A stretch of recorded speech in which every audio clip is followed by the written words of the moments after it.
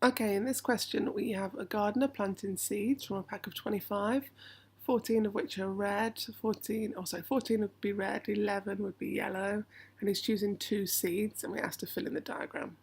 So the point is if he's picking two seeds out, then once he's picked one, that seed can't then be picked again. So this is a non-replacement tree diagram.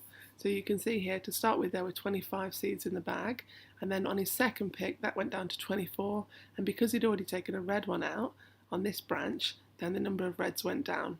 Okay, if we follow this route through, there are now going to be 24 seeds in the bag because he took a red one out, but the number of yellows isn't going to have changed because he didn't take a yellow one out first, he took a red one. So this is 11 over 24.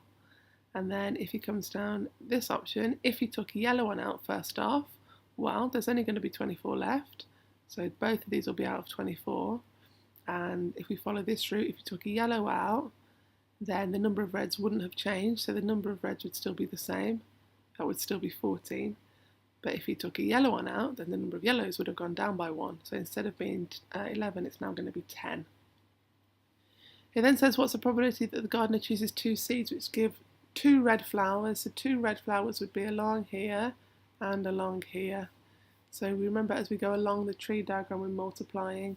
So probability of getting red and red is the same as 14 over 25, and, because we want both things to happen, so and, that's times 13 over 24, which gives an answer of 91 over 300. So that's the answer to part BI. And then the second one says two flowers of a different colour. So for them to be different colour, we want, we want red, yellow, or yellow, red. Okay, well, red, yellow would be 14 out of 25 times 11 out of 24.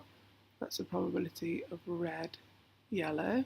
And then the probability of yellow, red would be 11 out of 25 times 14 out of 24. So if you do that on a calculator, I do that on a calculator and add them together, then you get an answer of, I believe, 154 out of 300. Okay. So the reason we multiply as we're going along is because we want this thing to happen and this thing to happen. And at the end, we want this thing to happen or this thing to happen, so we're adding them together. 154 out of 300, which you could simplify to 77 out of 150.